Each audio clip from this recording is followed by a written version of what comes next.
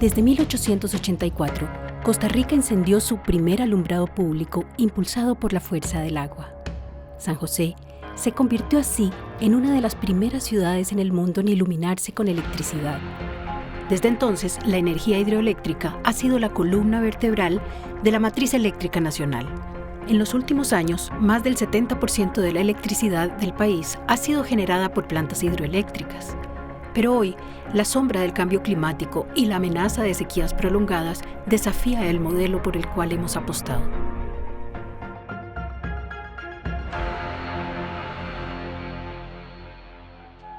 Esta es la obra. 40 años de nacionalización de los recursos energéticos del país.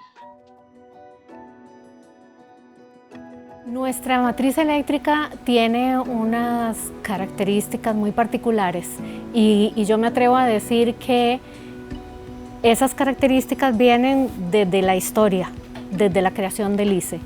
Y siempre me gusta mencionar que no es casualidad que se haya tomado la decisión de que Costa Rica no tenga ejército un diciembre, ¿verdad? Y 4 meses después se firma la ley de creación del ICE. O sea, en menos de 4 meses hubo 2 grandes decisiones que marcaron la historia de nuestro país. La ley fue visionaria definitivamente. Fue una ley de hace más de 70 años, donde ahí se hablaba de generar electricidad con recursos naturales nuestros propios, no importados. Y desde ese momento la ley hablaba de hacerlo de una manera responsable con el ambiente, cuidando las cuencas hidrográficas. En aquel entonces era de las tecnologías renovables más desarrolladas, que ya se conocían más, ¿verdad? Son de las más antiguas, junto con la eólica. Entonces, pues obviamente se comenzó con esas dos porque se detectó que existía el recurso. Entonces esto ha sido muy importante, inclusive ahora en este sello verde que tiene el país, digamos, ante el mundo, ¿verdad? Como un país verde que cuida la naturaleza y que además produce su electricidad, su energía, la mayoría con fuentes renovables. Esta ha sido la fuente de energía base de nuestro país, que de paso es la más limpia de las renovables prácticamente. Si hablamos de los factores de emisiones, es la energía que por kilowatt hora produce la menor cantidad de gramos de CO2 equivalente, ¿verdad? Entonces, bueno, por ahí estamos muy beneficiados y eso hace que nuestra matriz energética sea bastante limpia. Sin embargo, bueno, tampoco es 100% limpia, ¿verdad? No hay que engañarse. Igual en la construcción de las represas hidroeléctricas, por ejemplo, se provocan impactos, ¿verdad? En las regiones y que depende de dónde sea, son mayores o menores y a veces son difíciles de cuantificar, ¿verdad? Los impactos ambientales, sociales que conllevan la construcción de un gran proyecto hidroeléctrico. Entonces, también hay un impacto, que quede claro, ¿verdad? Y hay unas emisiones asociadas a toda la construcción de los proyectos, pero sin embargo sigue siendo una de las energías más limpias dentro de las renovables. Otra cosa que tenía muy visionaria esa ley es que establecía que el derecho a la electricidad era de todo el mundo, no de unos pocos, sino que de todos los costarricenses o todos los que habitaran en nuestro territorio, sin importar la condición social y la ubicación, tenían derecho a la electricidad. Entonces, desde ese momento ya se traza una ruta de hacia dónde se quiere ir con el país y se empieza a desarrollar la hidroelectricidad.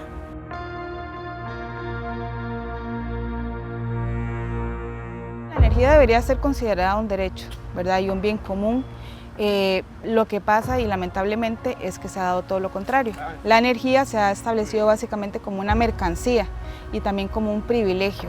Al darle esa connotación, por supuesto que entonces ya hay temas de derechos y demás que se van eliminando. Y esa es un poco la discusión que hemos querido plantear como organizaciones ecologistas, ¿verdad? Igual como el agua como un derecho, la energía como un derecho, que todos y todas necesitamos energía suficiente y de calidad para poder vivir, ¿verdad? Para tener una vida, digamos, de calidad, que supla necesidades básicas. Pero lamentablemente, ahorita no se da de esa manera. Incluso hay muchos países donde se han establecido esos proyectos de energías renovables, donde las comunidades que viven alrededor de esos proyectos no tienen energía. Entonces es como esa contradicción, y es por eso mismo, porque la energía es considerada una mercancía, ¿verdad? Y no un derecho. Entonces, por supuesto que sí, eso ha sido parte como en la discusión, ¿verdad? De si se quiere dar esa transición, ese también es un elemento muy importante.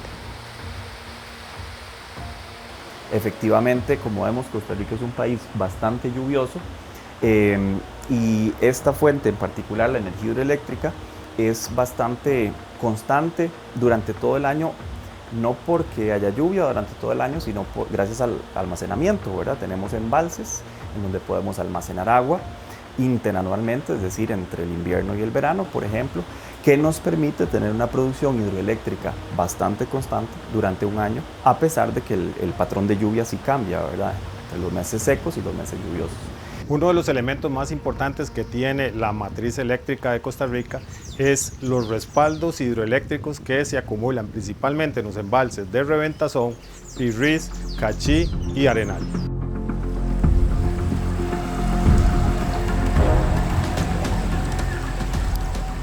Entonces, en el verano, el embalse Arenal es sí o sí la base del sistema también para que los costarricenses podamos tener energía eléctrica. El embalse Arenal, el año anterior, pues habían habido inviernos deficitarios en agua, veranos también muy extensos, de meses muy largos, y entonces cuando empezamos a pasar el verano anterior, del 2024, pues el embalse se usó igual que siempre, a plena capacidad, para suplir la demanda de los costarricenses, sobre todo en los meses que se concentra más el verano, que es marzo, abril y mayo.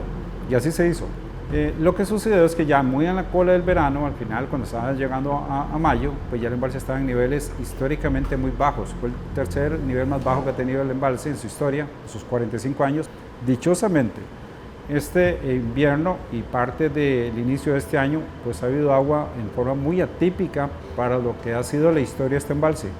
Prácticamente recuperamos 17 metros del nivel de ese embalse, en lo cual nos llevó a la 546.95, casi llegamos a la 547 metros sobre el nivel del mar, pasando de la 531 a la 547 prácticamente metros sobre el nivel del mar, lo que es en la historia de este embalse, que es de 45 años, nunca se ha logrado recuperar tan rápido como fue en esta ocasión. Estos casi 17 metros, 16.8 metros por ahí se recuperó en más o menos 7 meses. Lo que nos pone en una condición muy ventajosa para este verano y para los próximos. Tenemos agua en este momento suficiente del embalse para operar a plena capacidad este verano, como hemos estado, y de igual forma el próximo verano se vislumbra que tenemos suficiente agua en el embalse Arenal para operar sin ningún inconveniente.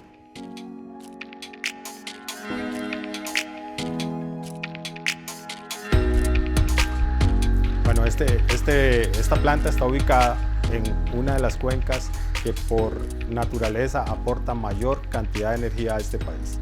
Aproximadamente el 33% de la matriz energética se satisface de la cuenca del río Reventazón.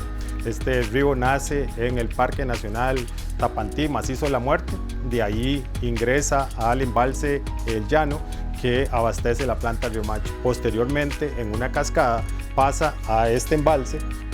Esta energía almacenada, esta energía potencial que tenemos en este embalse, es transmitida por medio de una tubería a presión llegando a una planta de 160 megavatios que más o menos produce, dependiendo del verano, entre 550 y 600 gigavatios año. Esta es una de las plantas más importantes porque asociado a su desfogue también se alimenta otra planta que se llama La Joya. La cascada continúa hacia el embalse Angostura, es una planta de también muchísima capacidad, son 180 megavatios instalados, Finalizando el recorrido de esta cuenca, terminamos en la mayor hidroeléctrica que tiene este país y Centroamérica.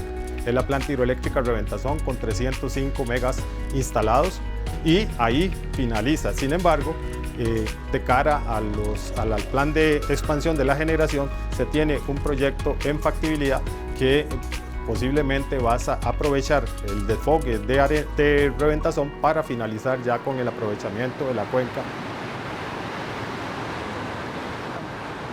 En Casamáquinas es donde se da el proceso de transformación de energía potencial que trae el agua y cinética a energía eléctrica. Tal vez de la escuela recordemos que la energía no se crea ni se destruye, solo se transforma. En este caso transformamos energía potencial y cinética a energía eléctrica, como les decía. Bueno, tenemos la turbina, que es la que está en celeste. Ahí convertimos una velocidad de agua lineal a un movimiento rotacional, a un movimiento de un eje que gira. ¿Cómo se hace? Bueno, el agua impacta el rodete de la turbina y hace empezar a girar el eje y el rodete como tal para dar el movimiento. Ese movimiento giratorio en un eje es lo que introducimos como energía mecánica al generador para producir luego electricidad. Electricidad que se produce en el generador, que es este equipo en color rojo que tenemos acá en la imagen. A partir de ahí, bueno, ya lo he convertido en energía eléctrica, lo transformamos luego a un nivel de voltaje mayor para transmitirlo a la subestación eléctrica, que es donde se utiliza para distribuirlo a las diferentes casas y barrios en los sectores donde nosotros inyectamos la electricidad. En el caso específico del embalse de Cachí, juega un papel fundamental como reserva, que esa reserva se logra utilizar precisamente en los momentos más críticos del sistema. ¿Cuáles son los momentos más críticos del sistema? Principalmente cuando el verano ya va llegando a su fin. Ahí se juntan varios elementos que forman parte de la criticidad que tiene ese periodo, más o menos la semana 17 del año. En ese momento prácticamente tenemos descartado el aporte del eólico, que es un elemento muy importante. En este momento el eólico está aportando entre 250 y 270 megavatios al sistema y normalmente en la última fase del verano prácticamente desaparece. Embalses como Cachí tienen la fortaleza de que tienen mucha agua almacenada, la planta tiene una potencia bastante importante y eso hace que la utilicemos para respaldar la demanda durante ese periodo del año. Efectivamente, la hidroelectricidad ha sido la principal fuente de generación eléctrica en Costa Rica desde que se genera electricidad a finales del siglo XIX y hasta la fecha. Con el pasar del tiempo se han ido incorporando otros tipos de energía en la matriz eléctrica. Los motivos creo que son tanto de orden geofísico, de la geografía física de Costa Rica, en el sentido que es un país con abundancia de agua y con una topografía quebrada, que finalmente esas son las condiciones óptimas para la generación hidroeléctrica. Y a partir de eso se ha generado toda una cultura y toda una institucionalidad del sector eléctrico que gira alrededor de la hidroelectricidad. Digamos que durante mucho tiempo los ingenieros del ICE estaban formados en esta perspectiva de las grandes represas, siendo esta la principal fuente de generación eléctrica.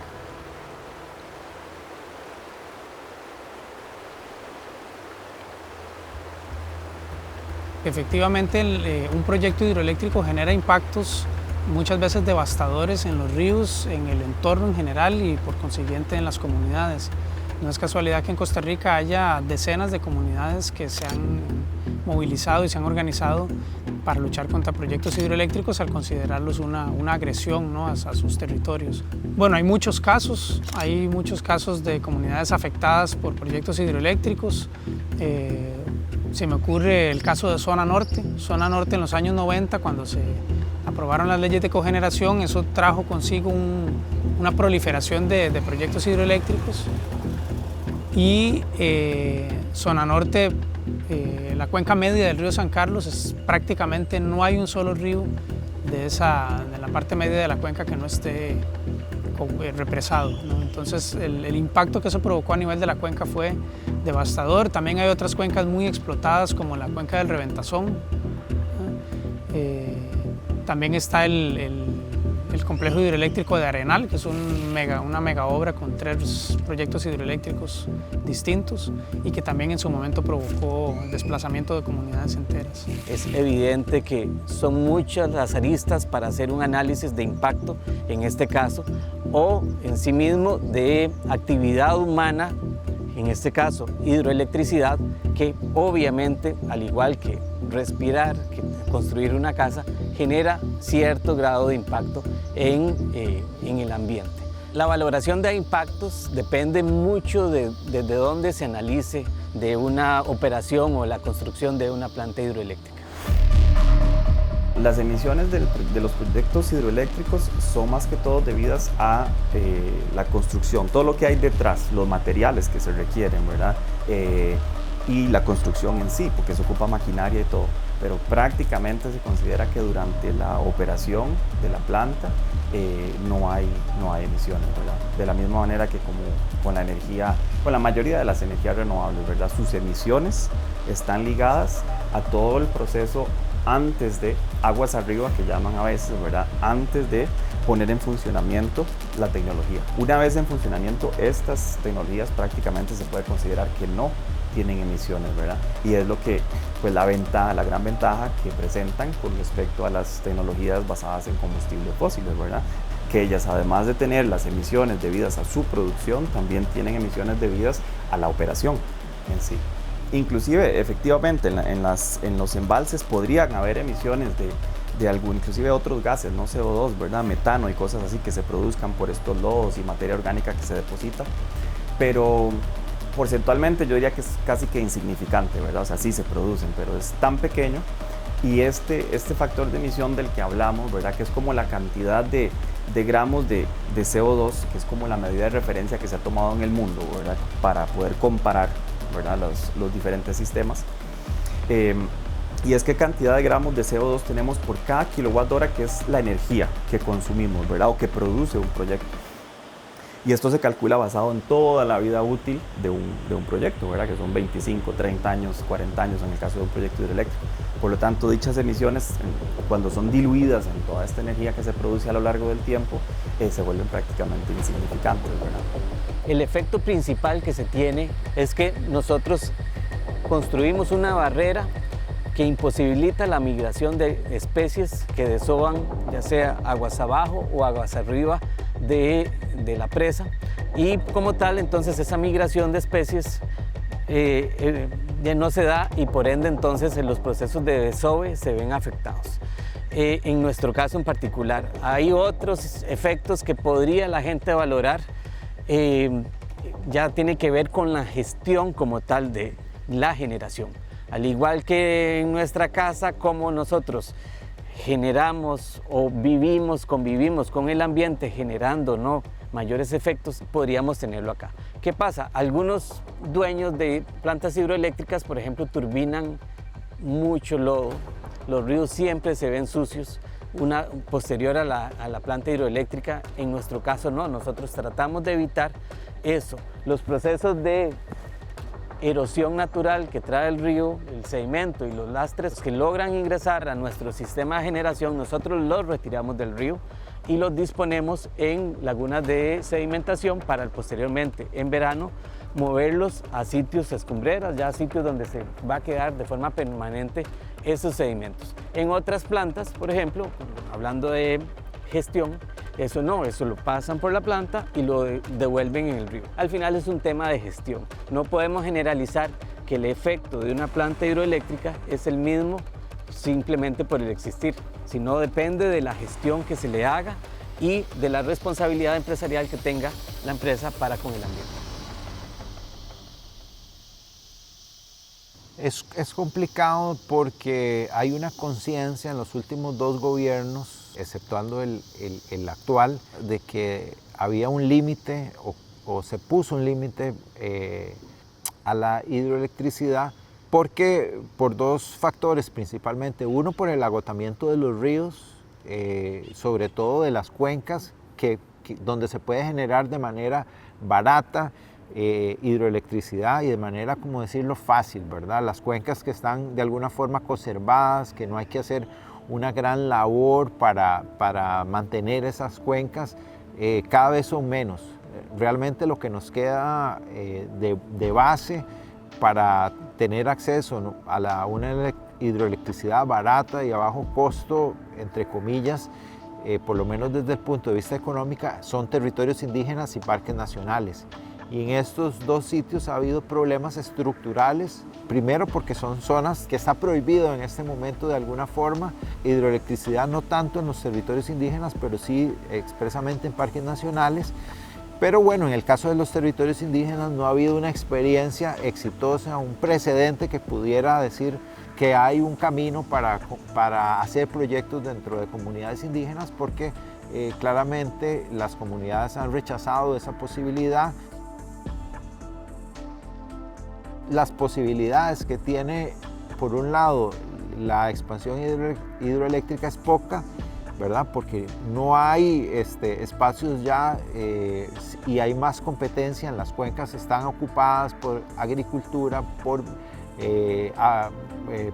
casas, etcétera, por actividades económicas distintas que son divergentes al uso hidroeléctrico, o sea que compiten. De hecho, en este momento los principales concesionarios de agua son las empresas agrícolas, ¿verdad? Como Chiquita, Del Monte, etcétera, que concentran muchísimas concesiones de agua de ríos, principalmente agua superficial y hasta agua subterránea, y que concentran el agua para el uso agrícola, ¿verdad? Y ya de hecho en el sur ha habido conflictos porque o se hace un proyecto hidroeléctrico o se continúa con la expansión de la piña o de la caña o de los cultivos que se dan en el Pacífico que necesariamente necesitan irrigación.